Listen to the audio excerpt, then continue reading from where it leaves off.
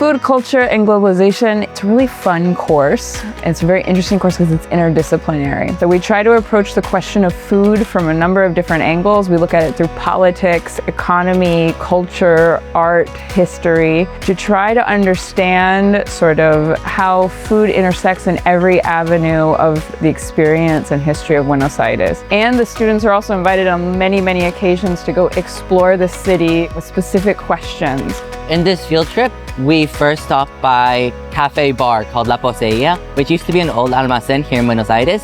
It was really interesting getting to see the dynamics of the cafe because cafe culture is so important here. Where it's located is very historic because this building itself dates back to the early 20th century.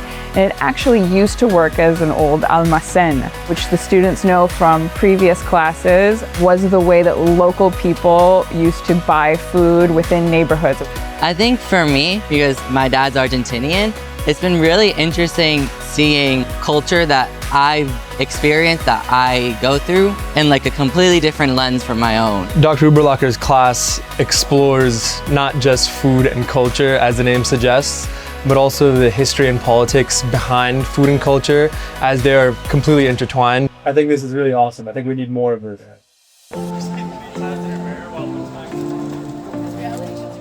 And then after La Posada, we went to El Mercado San Telmo, which is where we're at right now. Every time we go to the San Telmo market, there's this combination of sort of sensorial experiences and chaos.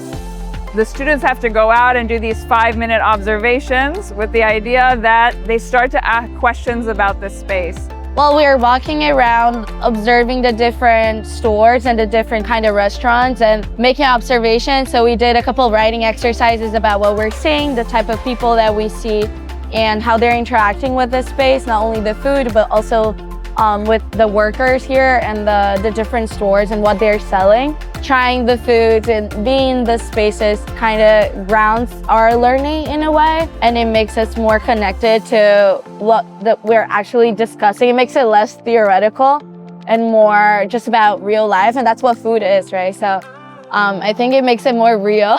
¿Qué otras carnes hay acá? Ofrece morcilla, chorizo, que es muy típico también. Morcilla, chorizo, Sí. y todo se hacen en el fuego. Sí, acá.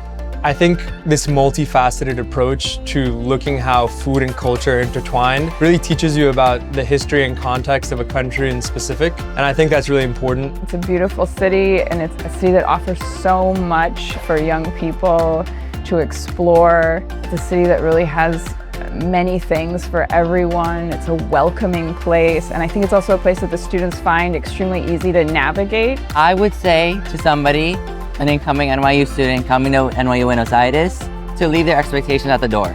Don't expect anything because you're gonna find so much more than what you thought.